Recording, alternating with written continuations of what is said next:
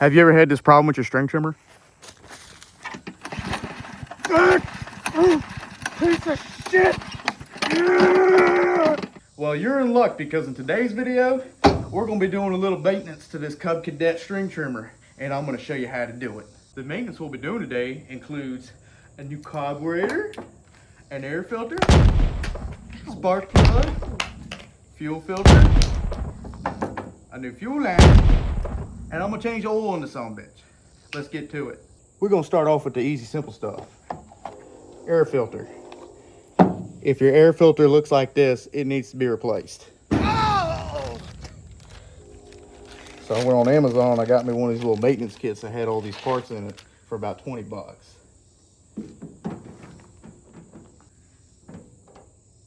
That looks like shit, let's get in there. So the 3 bolts holding the air cleaner assembly on are 10 millimeters.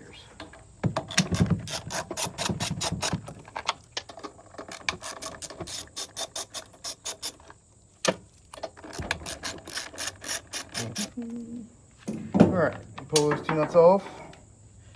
This air box should come out. And you got a little crankcase ventilation line right here you gotta pull off. Then it's free. Ooh, I got a little split in that hose.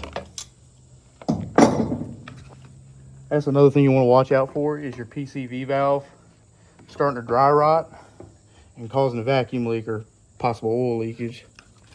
All right, well, as you can see, we got a carburetor here. That choke flap has definitely been exposed to quite a bit of moisture, and I can only imagine the inside of the carburetor is also looking about the same. But I know I got a new carburetor for it, but I do want to tear into this one and see how it looks.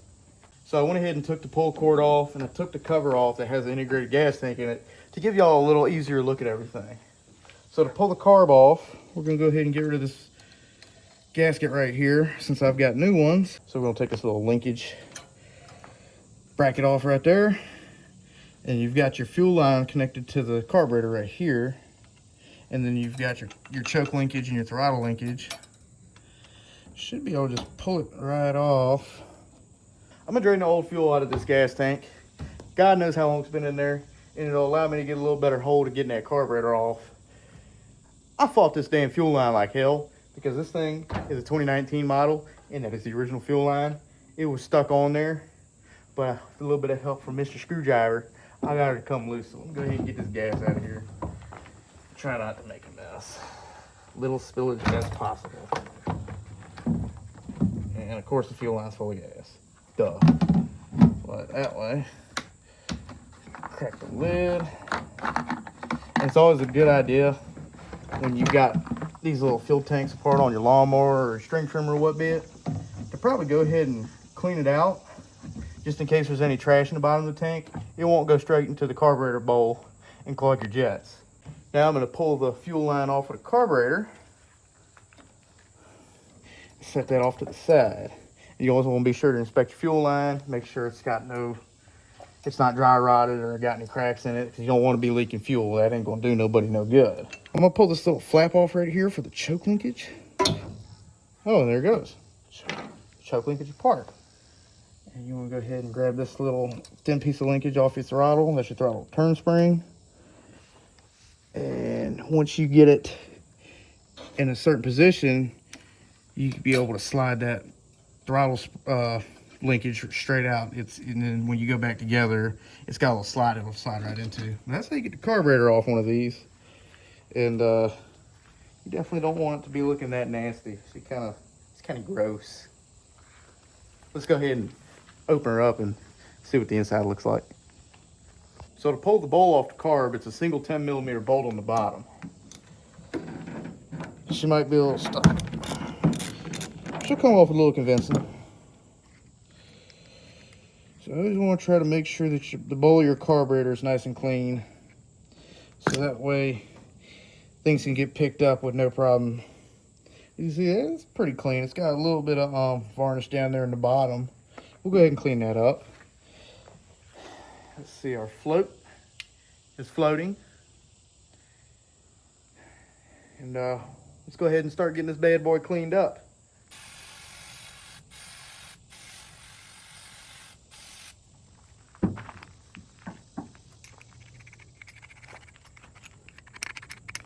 I'm using a screwdriver to try to get some of this varnish out of the bottom of the bowl. This one's really not bad. Honestly, I think that's pretty good. When you get a lot of debris in there, that's when you're going to want to start worrying, because your main jet needle is going to try to pick it up and it's going to get clogged because it's really, really tiny. A couple thousandths of an inch. But yeah, she's all cleaned up and our bowl is good to go. I'm going to go ahead and hit the body of the carburetor with some brake clean because she's nasty. You want to try not to spray too much around the plastic parts, especially your float. Other than that, have at it. Oh my God, it's gray under all that shit.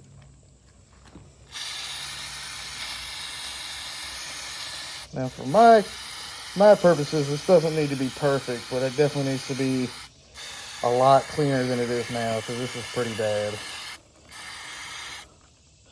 You want to make sure you spray in your orifices too. It'd be nice if I had the little needle on the end of the brake clean can, but oh well. I'm still try to spray it in your fuel inlet. Some pressure behind it. Make sure that's nice and clean. Crap out of the way. Open up my choke. Spray that there. And the most important spot, spraying down your jet. And if you've got like a little welding tip cleaner or a little carb cleaner,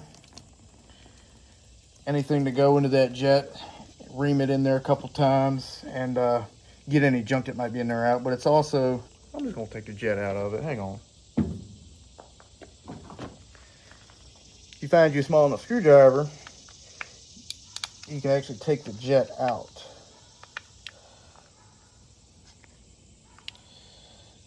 If it's not awfully seized in there. Oh my God. All right, it's seized in there. I ain't worried about it. I'm just gonna clean her up real good. Make sure you get everything back. Put it being a little more decent than it is now. She's still kind of nasty. Since this thing's so nasty, I'm gonna go ahead and remove the float. You pull this little pin right here, and this is very important. You don't lose any of this. Don't lose this shit or you're gonna be crying.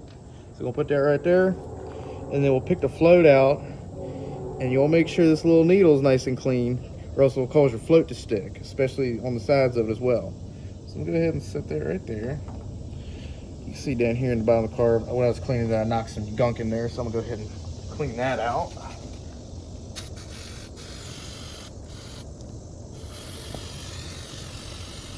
All right, down there. Wipe up around the seal. You're really not supposed to be spraying the seal brake clean because it's rubber. So that's why I'm trying to hurry up and wipe it up. All right, this is a lot nice and cleaner in there. Now, I'm gonna go ahead, wipe off my plastic float, make sure I get all the little gunk and stuff off of that. My float needle looks pretty good, so probably just gonna throw that back in the way it is now. This would be a very good time if you have compressed air. I would also highly recommend that as a way to clean all this out. Brake clean just helps kind of dissolving all that buildup of all that ethanol and shit that gets stuck in here when gas sits in it. But after that, you go ahead and set your float right back in there. Get the needle straight in there, just like that. You'll take your little needle pin. Yeah, it's kind of a pain to line it back up, but once you get it in there, there she goes. You want to make sure you get that as even as you can, so that way when the bowl fills with fuel, it'll go ahead and pick up that little needle in there. So that way you make sure your float's in working order. Now I got that cleaned up. We'll go ahead and put the bowl back on the carburetor. Go ahead and put the bowl back on like so. Alrighty. This bolt right here is great if you ever want to drain the fuel out of the carburetor, like if you're putting away for storage for the winter. You just undo that bolt right there. That'll fuel out the carburetor. Let's see. All right, where's my 10 millimeter? It's gone.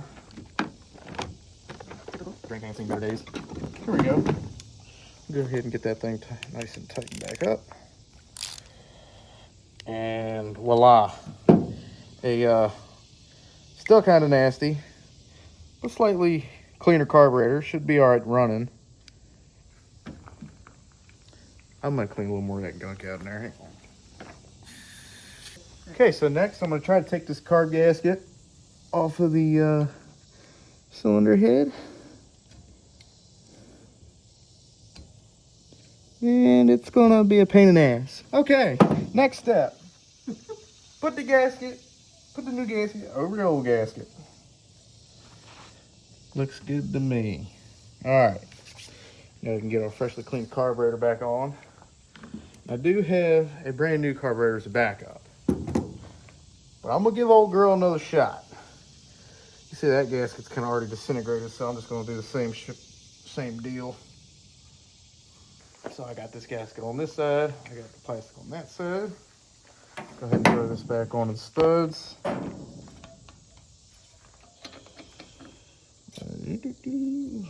right, get that out the way. I'll go ahead and throw the carburetor on this way. Slide it through the studs. And I'm gonna go ahead and get this little choke flap thingy back on, because I feel like trying to line that linkage up while it's on there is gonna be a bit of a pain. So let me see. It goes on here like this. Oh, guess what? It's still gonna want to be a pain. If I try it that way. She's not happy about it, but I got it. Okay. Now we can get our throttle linkage back on. Just slides in through here. And we'll get the little spring back on. Little tiny thing right here. Bend that back so it doesn't come off. All right, now our throttle linkage is complete, as well as our choke linkage. So now we can take our front gasket, throw that back on there. When you're installing this little choke bracket back onto the carb, you're gonna slide through this little hole right here. Slide that around like so. Make sure you get that little end piece through the end right there. Slide it back onto the carburetor studs. You want to make sure you have this little top piece of the choke flap right in between, so that way it can actuate it, along with this flapper over here. But now, so instead of replacing the entire fuel line, what I'm going to do real quick is I'm going to cut some of this clear tubing that came with this kit and install a fuel filter, just as an extra layer of protection before any trash gets to the carburetor. Let's see if this thing goes on a little better. But this one's cleaned instead. Nope. All right. Well, that was a dumb idea and a waste of my goddamn time. I'll go ahead and rip all that back off, and we'll just forget that happened. All right, so I'm just going to use the original fuel line and not worry about putting a stupid ass filter on there. Nice thought in theory, but that damn kit, including hose clamps, they were a little too big to go around that damn fuel line, or the fuel filter. All right, now we can put our air cleaner back on. Slide that over the two studs. Get those nuts back on. We're almost done with the carburetor portion of this video. Start on there. This one's start on 10 off. Grab 10 mil. Taking that boy down.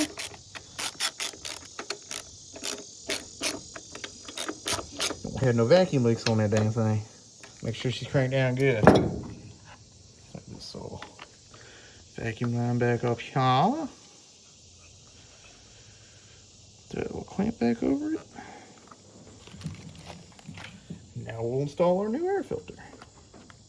Whoop-de-doo. I can't see the shit I'm doing. There we go. Good as new. We've got this turd apart. We got a little Chinese spark plug for it. Let's go ahead and throw that on there. and hope and pray it's the right one. And hope and pray I can find a spark plug socket.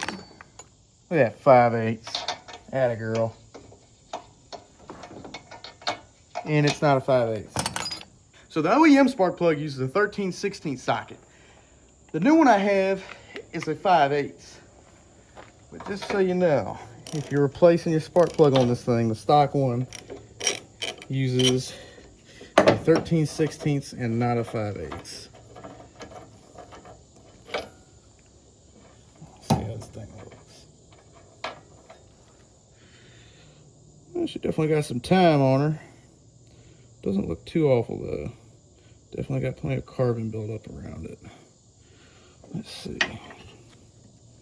Pair it next to the new one. Looks like it's pre-gapped. Let's go ahead and throw this new one in.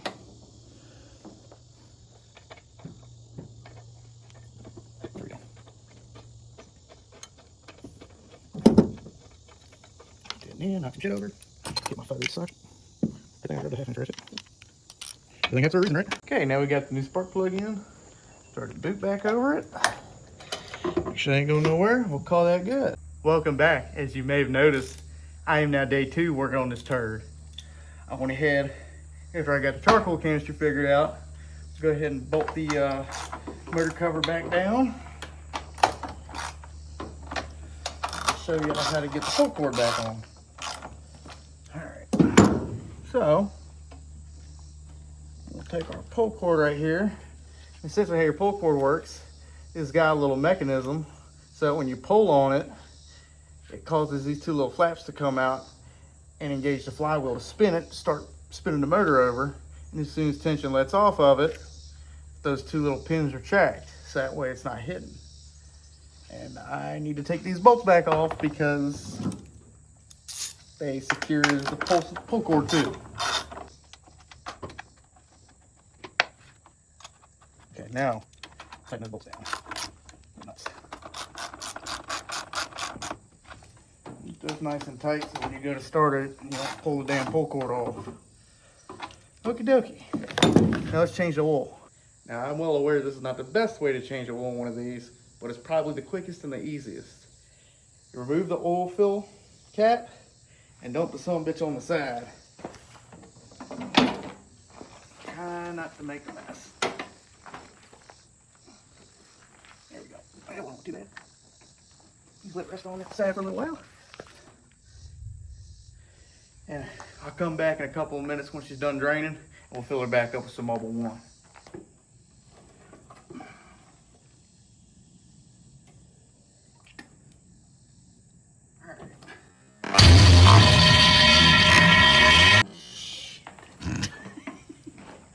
Don't make too much of a mess. Not a whole lot's gonna come out. These only hold 6/10 of a quart. Let's go ahead and get it filled back up. Got a quart of 1030. Let's go ahead and top the oil off. It says this thing only takes 6/10 of a quart.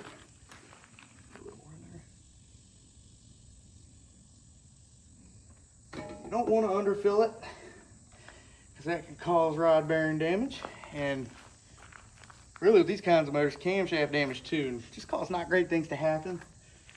Worst case scenario, overfilling it, she'll smoke quite a bit. Once you top off your oil, you want to double check to make sure you get it right to the fill line. As you can see there, I got it right on the high line. Now we're gonna put some gas in it. I'll put some new trim on. Now we're gonna put some gas in it. I'll put some new string line on it, and we'll give her a little test and see how she does. So what I typically try to do is I get it pulled straight enough to be no longer than this blade right here because it's gonna cut the string off itself. So what I'll do is I'll go ahead and pull a little slack back out of it.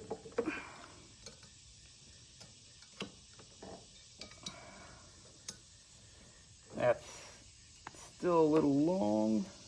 No, it's still a little bit long. Okay, we'll call that good. And then what I'll do is I'll go ahead and cut this one same length right here. So that way, when I go to do my other string for the other side, all I've got to do is line it up with the spool right there, and then pull it down to this side, cut it here, so that way you're getting 2 even strings on. How you throw it in is you get to do a little loop, bring down to the little collar, get it about center, so it's about even, so like that, and then it's going to want to cross like this. I'll show you again with this side. Loop through. Go ahead and pull on the collar right here. Pull it through the center. Get her evened up. And voila. Let's go cut some grass. So this will be the part where you reap the fruits of your hard labor. You think it'll start on the first pole? Let's see.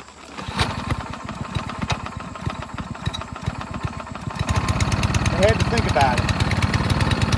Sorry about that, little technical difficulties. The belt decided it wanted to come off. So let's try this again.